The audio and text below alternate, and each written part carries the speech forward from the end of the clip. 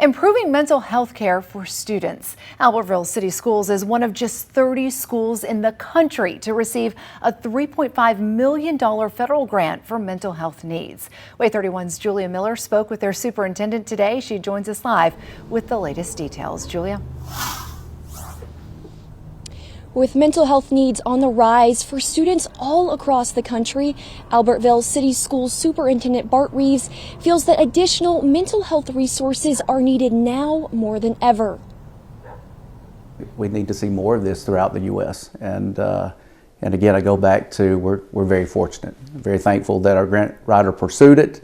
And we're very fortunate to be one of the recipients. Albertville City Schools Superintendent Bart Reeves tells me when they applied for the grant last year, it was a long shot. Now they feel extremely thankful. Albertville Mental Health Coordinator Christy Rains tells me addressing mental health is so important for education. Addressing mental health not only helps that individual student, it helps the whole classroom and overall the school system and the community. You're removing that barrier to education and allowing those students to really achieve at their potential. Right now, she says Albertville City Schools has mental health support through school counselors and their Aggie Advocacy Center, but tells me this additional money will now allow for a designated mental health counselor at each school, along with other resources. We have, about a third of our students, or maybe a little bit more, who are English language learners.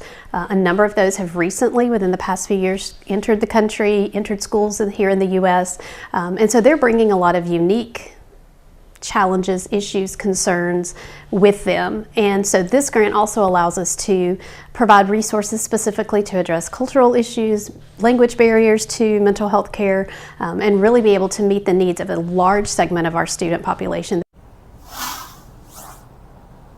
Both tell me they believe this grant money will ultimately change lives for their students.